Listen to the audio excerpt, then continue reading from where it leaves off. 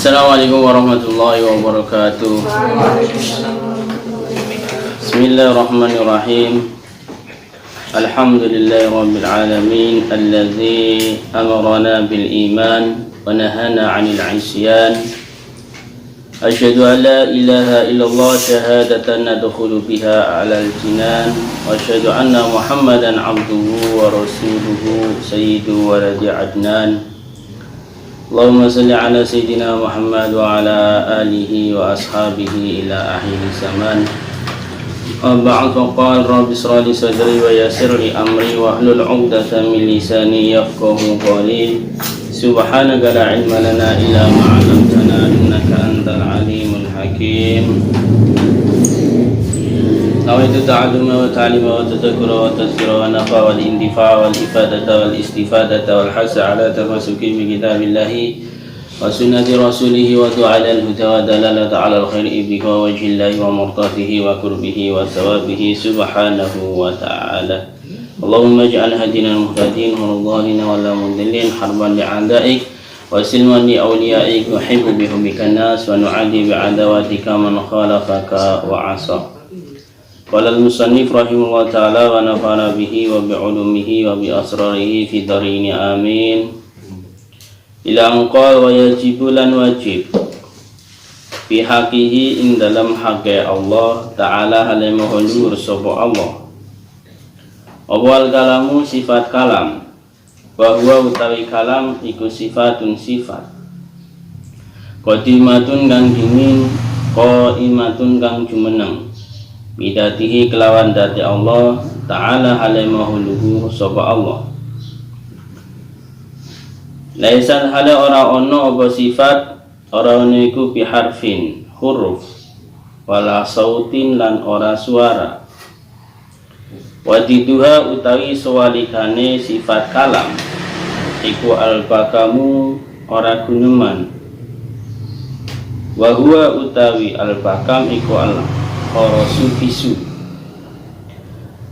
Wa dalilu utawi dalile ala zalika ing atase mengkono-mengkono wujubul kalam fi haqi ta'ala iku qauluhu dawe Allah ta'ala halimahulur sapa Allah rupane dawu wa kallamullahu Musa taklima wa kallama lan isdawi sapa Allah Gusti Allah Musa ing Musa takliman kelawan dawuh temenan. Sifat Allah subhanahu wa ta'ala yang selanjutnya adalah sifat kalam ya, kalam itu berfirman. Allah maha berfirman. Tapi perlu diketahui kalam Allah subhanahu wa ta'ala di sini yang merupakan sifat qaimah bidat ini tidak berupa huruf dan juga tidak berupa suara. Tidak ada dulu, tidak ada sekarang, tidak ada sudah. Walaupun bahasanya kalau di Al-Quran itu nanti ada pembahasan sendiri ya. Ada dulu, ada sekarang, atau ada i'rabnya, mu'rab, mabni, diam, dan sebagainya. Kita kadang berkata, tidak selamanya berkata. Ada diam, kemudian berkata. Kalau Allah tidak ya, selamanya adalah kalam. Paham? Jadi tidak ketika Allah berkata kemudian diam berkata lagi diam lagi, tidak seperti itu. Nah, karena jelas berbeda dengan kalamnya manusia atau kalamnya makhluk-makhluk yang lainnya.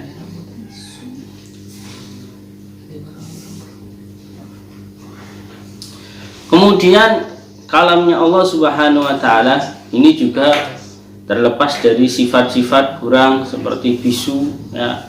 Nah, ada sifat-sifat yang orang itu tidak bisa ngomong, ada karena penyakit, ada karena memang diam ya. Allah tidak ada sama sekali seperti itu ya, diam karena kita tidak ngomong itu namanya diam.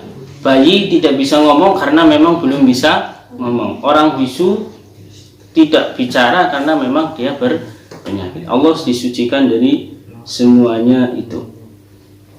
Nah, kita melihat kok ada ucapan yang tidak didengar ataupun tidak diucapkan ya, tidak berubah dengan huruf atau tidak berubah dengan suara. Itu ucapan seperti apa?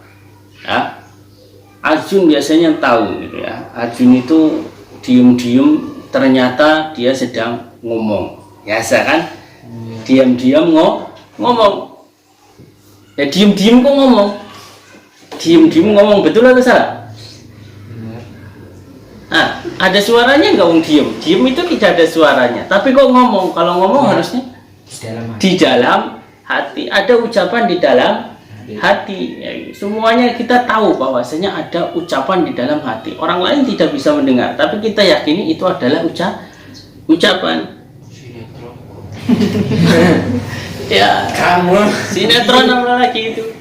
Bisa aku akan membalas pelakuannya. Itu kok bisa keluar dari suaranya, enggak keluar dari bibir. Ada suaranya. Ya.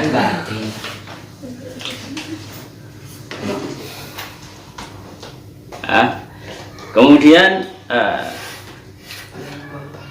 kalam Allah Subhanahu wa taala apabila berupa tolab untuk melakukan pekerjaan, permintaan untuk melakukan pekerjaan seperti perintah sholat, maka ini disebut amar. Kalau untuk melarang melakukan sesuatu pekerjaan disebut nahi, ya. Kalau untuk mengkabarkan kabarnya kisah-kisah umat terdahulu itu namanya khobar. Kemudian kalau memberitakan orang yang taat mendapatkan pahala surga itu namanya wa'id, ya. Kalau orang memberitakan orang yang bermaksiat mendapatkan neraka atau siksaan itu namanya wa'id, ya, atau ancaman, ya. Perlu diketahui kalam Allah Subhanahu wa taala ini ada kalam yang di sini yang akan kita bahas tentang kalamullah di sini adalah kalam Allah yang merupakan sifat Allah yang kita itu tidak tahu sama sekali.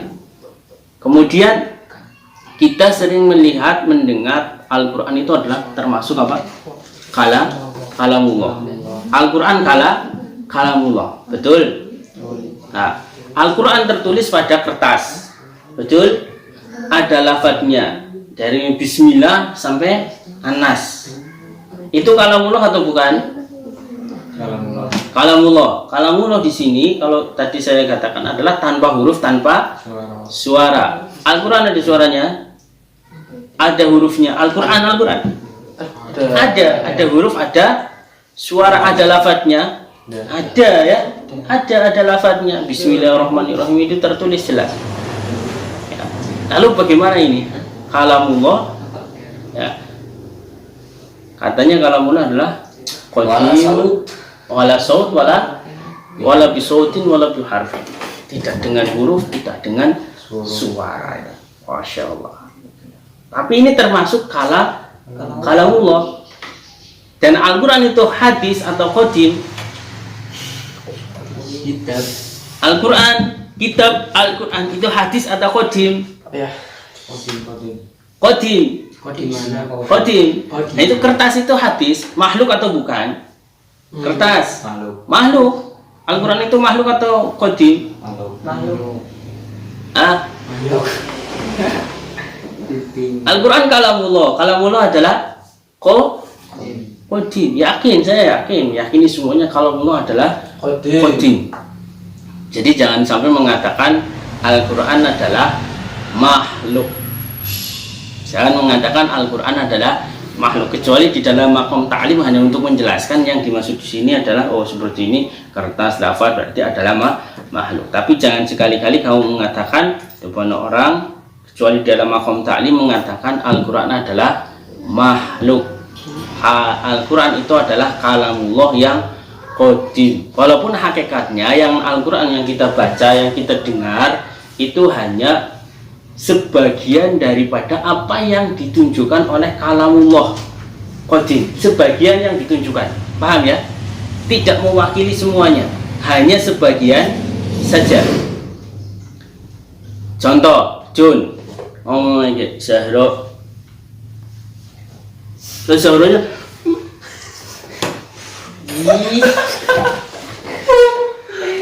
apakah arti dari semua itu? Arjun, ya om kamu yang lagi kan kamu harusnya tahu.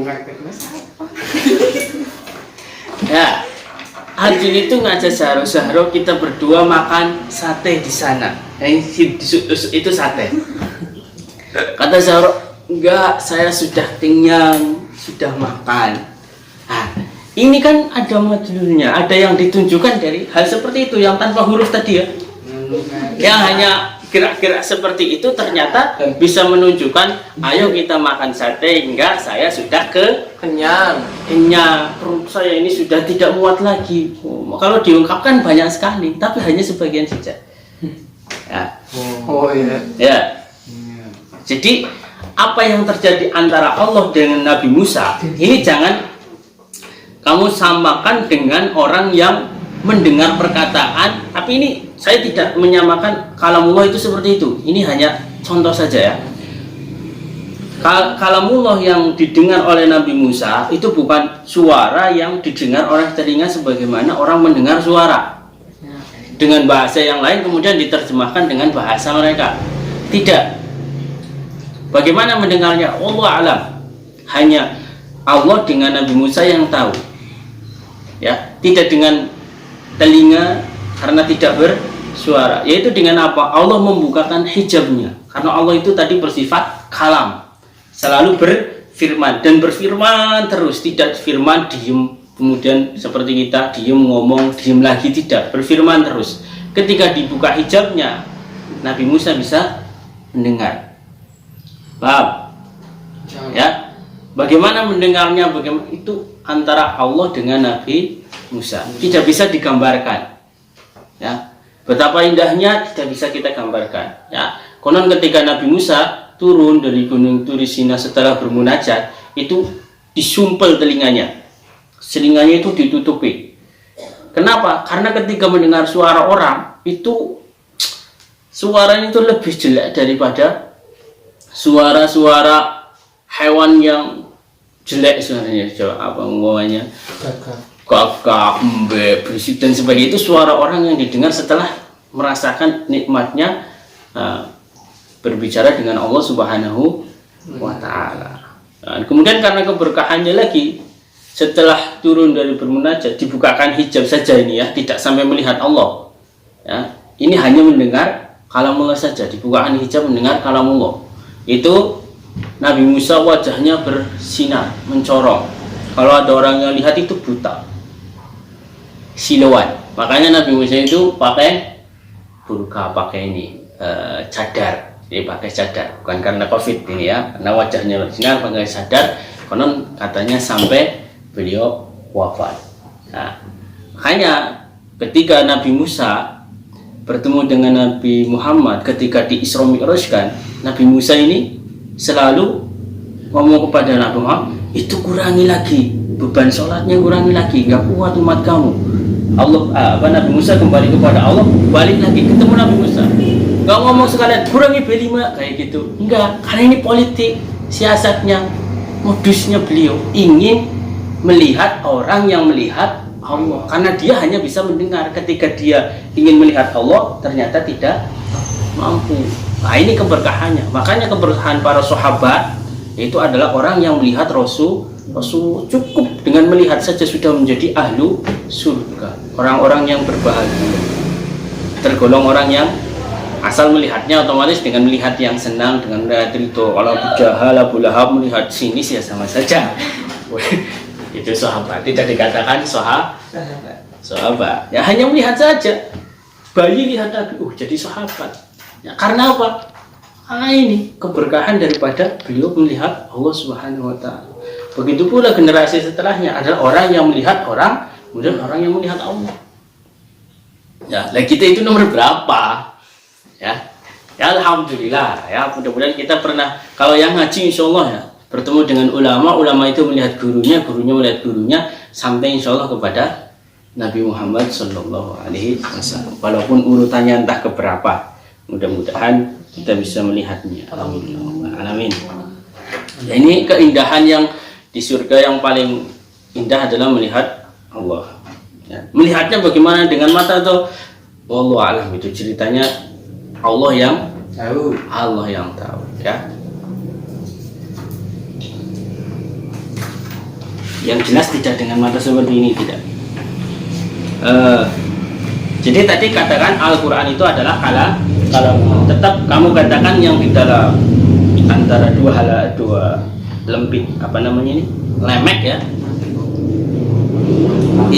lamping, itu adalah kalamullah ya. Dari surat Fatihah sampai surat An-Nas itu adalah kalamullah. Makanya di dalam syairnya apa? Kalamun qadimun la yumalu sama'uhu tanaza'a an qawlin wa fi'lin wa niyati. Itu kalamun qadimun ya, la yumalu sama'uhu, tidak bosan mendengarnya. Nah itu sudah kalam qadim kok bisa didengar ya. Tanaza'a an qawlin wa fi'lin wa niyatinya, dibersihkan dari qaul dan itu. Ini cerita masyhur. Al-Quran tidak boleh dikatakan makhluk ya. Ini ceritanya Imam Syafi'i. Suatu ketika beliau merasa gembira, lebih gembira dari hari-hari biasanya, karena semalam bertemu dalam mimpinya dengan Rasulullah Shallallahu Alaihi Wasallam. Dalam mimpinya Imam Syafi'i diperintahkan oleh Rasulullah untuk menyampaikan salam kepada Imam Ahmad bin Hambal, kemudian mengabarkan bahwasanya Imam Ahmad bin Hambal akan diuji untuk mengatakan bahwasanya Al-Quran itu adalah makhluk ya. Imam Ibnu Ahmad bin Hambal ini disuruh oleh Rasulullah untuk jangan mengikuti kata-kata mereka, walaupun siksanya berat ya, karena akan diangkat derajatnya dan menjadi panutan ya. Riwayatnya ada yang mengatakan menjadi ahli surga ya. Kemudian pagi-pagi Imam Syafi'i memanggil seorang muridnya bernama Robi dari Mesir, diutus ke Baghdad untuk menemui Imam Ahmad bin Hambal untuk menyampaikan surat yang seperti itu tadi. Kemudian sampai di Baghdad, diserahkan surat itu kepada Ahmad bin Hambal. Imam Ahmad bin Hambal itu menerima dengan membungkukkan. Ini tata keramanya murid kepada guru ya, karena Ahmad bin Hambal adalah muridnya Imam Syafi'i. Walaupun itu hanya suratnya saja, tapi tata keramanya Masya Allah, tawadunya. Walaupun dia juga sudah menjadi imam madhab. Kemudian dibuka seperti itu tadi, Rasulullah menyampaikan salam, kemudian akan diuji dengan orang-orang yang menyuruh untuk mengatakan Al-Quran itu adalah makhluk ya. Kata Robi, oh ini kabar gembira gitu ya, sangat senangnya, karena otomatis naik derajat ahli surga, dapat salam dari Rasulullah. Kemudian saking bahagianya, jubahnya itu dilepas, dikasih kepada Robi, karena ini rasa terima kasihnya. Orang Arab itu seperti itu ya, memberikan apa yang ia punya.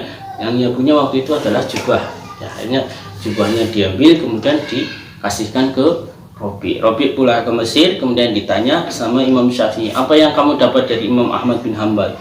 Ahmad bin Hambal melepas jubahnya, kemudian dikasih kepada saya. Kalau begitu sekarang saya minta tolong untuk kamu basuh. Saya tidak minta jubahnya, tapi tolong dibasuh, kemudian airnya berikan kepada saya ya. Kemudian benar dibasuh, dicuci, airnya diberikan kepada Imam Syafi'i ya. Imam Syafi'i setiap hari untuk berwudu dengan air tersebut, mengusap mukanya ya. Ini yang mengajarkan Imam Syafi'i untuk bertabaruk, walaupun tabaruk itu bukan hanya kepada Allah atau kepada Nabi, kepada orang soleh juga boleh. Singkat cerita, benar terjadi apa yang disampaikan oleh Imam Syafi'i dalam surat tersebut. Imam Ahmad bin Hambal pada saat khalifahnya Mu'tasim, yang menjadi Amirul Mukminin Mu'tasim, ia ditangkap untuk mengatakan bahwasanya Al-Quran itu adalah makhluk. Ditangkap, diborgol, pakai rantai, kakinya hanya berjalan saja, suruh mengatakan tidak mau.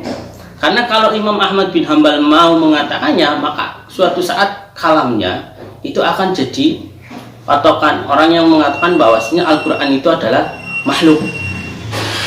Makanya dia bersikeras. Walaupun kalau Imam Syafi'i sama ya, tapi beliau melakukan tauriyah, dia ngeles lah, kalau saya ngeles ketika dikatakan untuk mengatakan bahwa oh ini Zabur, Taurat, Injil, Al-Quran keempat-empatnya ini adalah makhluk. Maksudnya adalah 4 jari tersebut ini adalah makhluk, bukan Taurat, Injil, Zabur dan Al-Qurannya ini. Tapi kalau Imam Ahmad bin Hanbal tidak, pokoknya tidak, walaupun dia ya tahu ilmunya seperti itu, bahkan ini bisa masuk darurat, boleh mengatakan hal yang sebaliknya asalkan hatinya tidak, tapi tetap tidak ya, sampai dipukuli, dicambuk ya, sampai akhirnya mau dibunuh karena menteri-menterinya yang manas-manasi, wah ini kafir, bunuh saja, seperti itu. Ame dibawa ke tanah lapang, kemudian mau dipenggal sama Al-Gojo, dicambuki ya, sampai celananya melorot itu. Tapi masya Allah karomanya beliau keluar tangan yang seolah-olah mengguli gitu ya. Kalau bajunya sudah dilepas, hanya pakai celana panjang saja, kejamnya seperti itu, masya Allah. Kemudian khalifah tersebut memintanya untuk membunuh. Imam Syafi'i, Imam Ahmad bin Hanbal itu untuk dibunuh. Tapi kemudian Imam Ahmad bin Hanbal mengatakan sebuah hadis, yaitu umirtu an uqatila nas hatta yashhadu an la ilaha illallah wa anna muhammadar Rasulullah, sampai akhir. Kemudian ini bagaimana kamu nanti di hadapan Allah kamu merasakan posisi saya seperti ini. Saya ini adalah orang yang bersaksi bahwasanya tidak ada Tuhan selain Allah dan Nabi Muhammad utusan Allah, tidak boleh dibunuh. Dibunuh. Masya Allah. Singkat cerita, selamat Imam Ahmad bin Hanbal ini. Jadi walaupun ini Al-Quran terbuka kertas, lafaz, tidak bisa kita katakan Al-Quran itu adalah makhluk. Jangan sekali-kali kita mengatakan Al-Quran adalah makhluk. Kemudian dalilnya tadi sudah katakan, wa kallamallahu Musa taklima. Kebalikannya adalah sifat bisu ya, bisu, tidak bisa bicara, baik karena diam ataupun memang karena adanya penyakit. Jadi kalau kata-kata kalamullah itu berarti ya kalamullah yang qadim dan juga kalamullah yang Al-Quran. Kalau dikatakan kalamullah qadim dan juga kalamullah Al-Quran.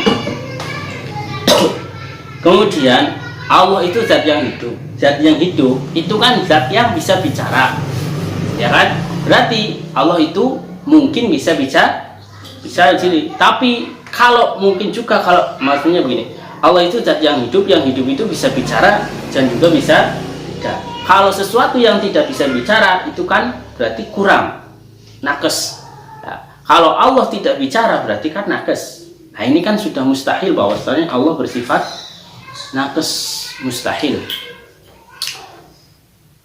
Jadi wajib bagi Allah sifat kalam ya. Nah, sifat-sifat yang 7 tersebut yaitu qudrah, iroda, ilmu, hayat, sama, basar, kalam, ini disebut sifat apa? Ma'ani ya. Ini sifat wujudiyah. Apabila dibukakan hijab maka bisa dilihat ataupun bisa didengar ya. Wa yajibulan wajib fi haqihi dalam hak Allah Ta'ala alaihi luhur sapa Allah apa qauluhu anane Allah ana iku qadiron dat kang kuwasa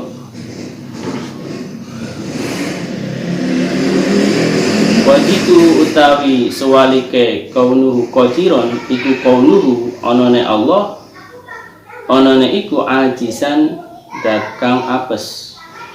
Wa dalilu utawi dalile ala zalika ing atase mengkono-mengkono wujubu kaunihi qadiran fi haqihi ta'ala iku dalilul qudrati, dalile sifat qudrah. Wa yajibulan wajib fi haqihi ing dalam haqi Allah ta'ala alaihi luhur sapa Allah apa kaunuhu anane Allah ana iku muridan dat kang ngersakake wa titu utawi sawalike kaunu muridan iku kaunuhu anane Allah ana iku karihan dat kang kepeksa. Wa dalilu utawi dalile ala zalika ing atase mengkono-mengkono wujubu kaunihi muridan fi haqihi ta'ala iku dalilul iradati dalile sifat iradah. Wa yajibulan wajib fi haqihi ing dalam haqi Allah ta'ala hale mauluhur sapa Allah apa kaunuhu anane Allah ana iku aliman dat kang ngaweruhi wajiduhu utawi sualike kaunuhu aliman iku kaunuhu anane Allah ana iku jahilan dat kang bodoh. Wa dalilu utawi dalile ala zalika ing atase mengkono-mengkono wujudu kaunihi aliman fi haqihi ta'ala iku dalilul ilmi dalile sifat ilmu. Wajib pada haknya Allah subhanahu wa ta'ala bersifat kaunuhu qadiran dat yang kuasa. Kemudian kebalikannya adalah kaunuhu ajisan dat yang lemah ya. Dalilnya adalah dalil kudrah. Kemudian wajib pada halnya Allah subhanahu wa ta'ala kaunuhu muridat dan zat yang menghendaki. Kebalikannya adalah kaunuhu hariman zat yang terbangsa. Dalilnya dalil sifat iradah. Kemudian wajib pada halnya Allah kaunuhu aliman zat yang mengetahui ya. Kebalikannya adalah kaunuhu jahilan zat yang tidak tahu atau bodoh. Dalilnya adalah dalil ilmu. Wallahu a'lam bishawab.